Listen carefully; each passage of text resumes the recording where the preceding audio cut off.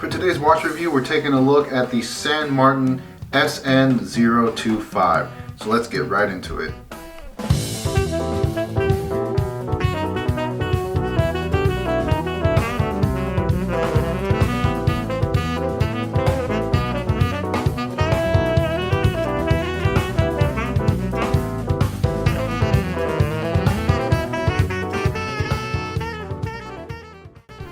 Starting off with price, directly from the San Martin website, I got this for $435 before shipping and then $465 out the door. And just as a disclaimer, the original strap that came with the SN025 was this shark leather band. I put on this NATO strap after the fact, just because I prefer NATO. I'm not too much of a fan of leather straps. Now let's go ahead and do a quick 360 just so you can see what we're working with here. Very unique design, which is really what got me interested in the watch in the first place. And there's that awesome case back. I don't know if other San Martins have this octopus design on the case back, but either way it's really good. And there we go. For dimensions from 9 to 3 o'clock, well, with the crown, get 48.3 millimeters, and then a case height of right around 15 millimeters with a lug to lug of 46.5 millimeters. For weight, with the case and then the original shark leather band, we get 110 grams, or just under 4 ounces.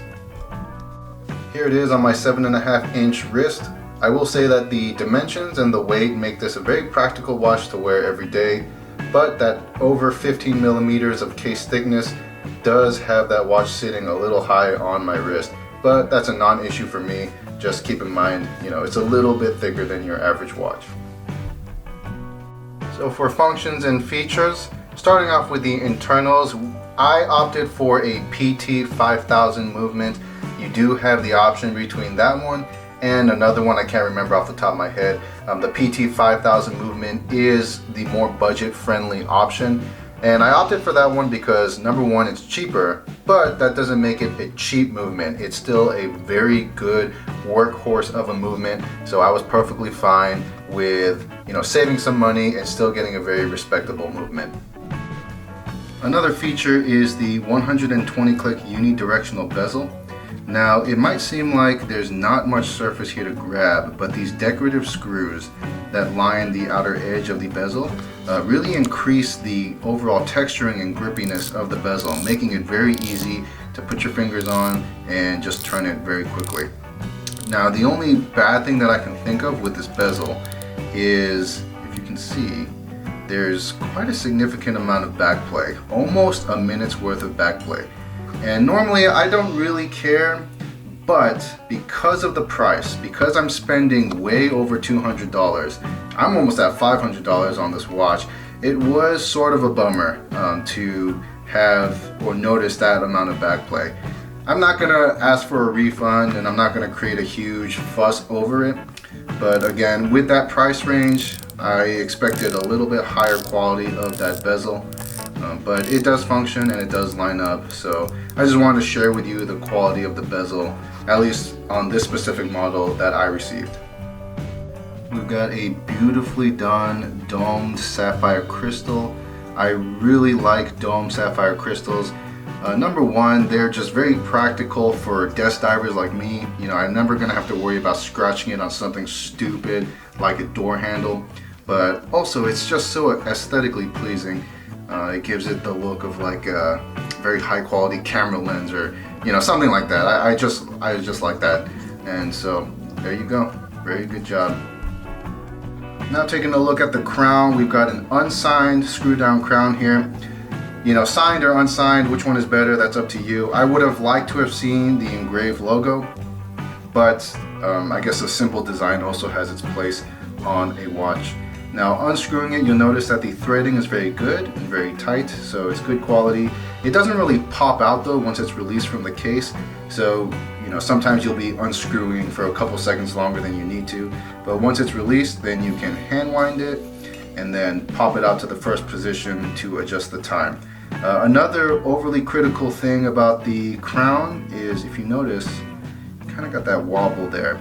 Let me know if this is a big deal or not. To me, it's kind of a bummer as well, because at $500, I would have wanted a tight crown, but it doesn't affect the performance of the watch.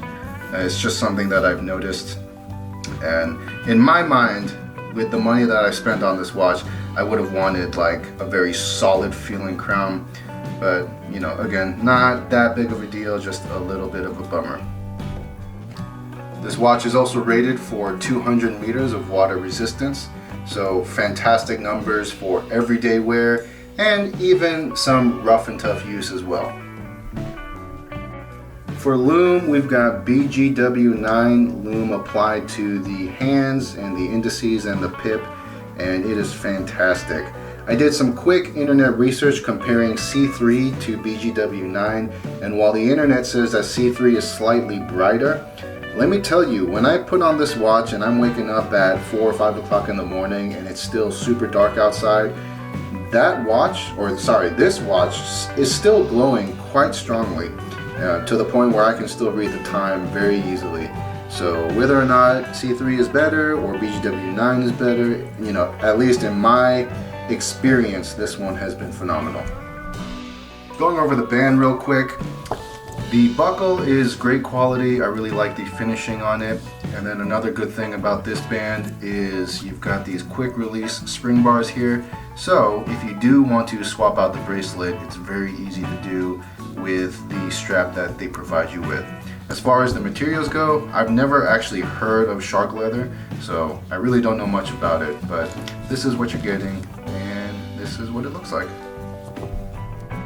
I also want to take a moment to appreciate that mother of pearl dial. I hope that's coming in clearly for you guys. It really gives it a touch of elegance to the overall presentation, and it looks real clean. I'm always a fan of mother of pearl. I love how it kind of glimmers in different angles of light, and with the naked eye, it's just a beautiful thing. So for my overall thoughts, it's hard to tell. I mean, I really like it, but I'm also quite disappointed with it. So some things I like about it are the case materials used, as well as the design.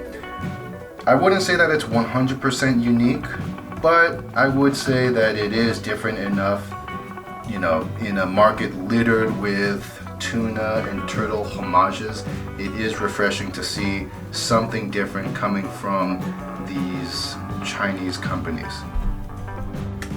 Also, I think they did a great job of making that case back, and I think they should be very proud of the product that they are presenting. This is on par with a Seiko Prospex caseback. I really like how it came out. If you're familiar with Heimdallers or steel dives, the casebacks are fine, but they're rough and they don't feel as refined as a Seiko. I will argue that this one is on the same level, if not a little bit better than a Seiko Prospex caseback. I also very much like the finishing. So you've got a very even brushed finish throughout the entirety of the case, and I personally think that a brushed finish gives any watch a very industrial and tool-like look to it, but it's also a very practical finish, so you don't have to worry about scuffing a chrome or mirror polish, and I just like that. I also like just how dense this watch feels. Like, it's a solid watch and very well put together, and it's a watch that I would not be afraid to wear in any kind of environment, especially with that PT5000 movement, which, like I said before, is a workhorse of a movement. So you've got a solid case structure, a solid movement, and all of these things really create a great workhorse of a watch. I would call this a tool watch. Now, the things that I don't like, which I've already mentioned before, is that fairly significant back play on the bezel. and then the slightly wobbly crown once it's fully unscrewed. But I could be completely wrong about that crown. I know with Vostoks, they're wobbly for a reason, like that is by design. So let me know if I am being unreasonable with my disappointment with the crown.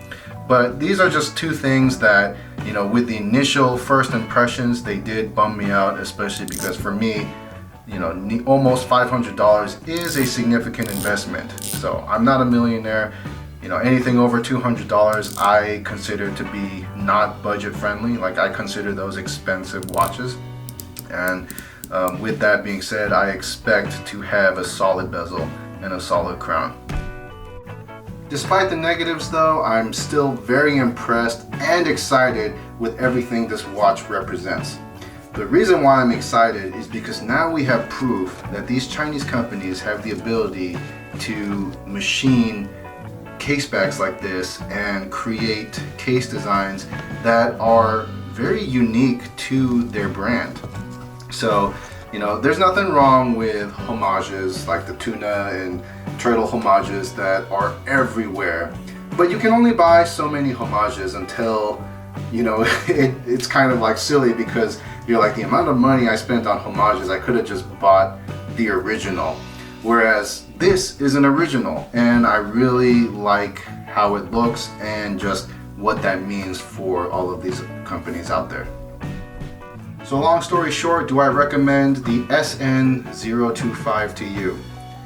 I'm going to say that if you are in the market for a San Martin, which are fairly expensive compared to its other Chinese cousins, you know, with a San Martin you're spending $200 to $300 to $400. So if you're in the market for a San Martin watch, then I say go for it, because you're going to be spending the same amount for a watch that is, you know, for lack of a better term, it's unique. I'm sure that this watch has been inspired from some other brand out there, but for the most part, this is an uncommon design. So not only are you spending your hard-earned cash, but you're receiving something unique, and it's not a homage. And to me, that's a very special thing to have with a watch. So that's pretty much all I gotta say. This is the very first San Martin I've ever purchased, and I am impressed. I did have some critical talking points before, but those are also mostly subjective opinions. As far as the performance and functionality of it, it is fantastic. And in fact, the machining and quality of materials is on a higher level than from other companies that I've experienced. So again, like I said, I'm very excited for what this means for Chinese watch companies. You know, I'm pretty sure that they are going to give big name watch companies a run for their money. And I'm looking forward to that. So again, I hope you enjoyed this video. Make sure to tune in for my other reviews that are coming up. I do have a couple in the queue. And again, thanks so much for watching, and I'll catch you guys later. Bye.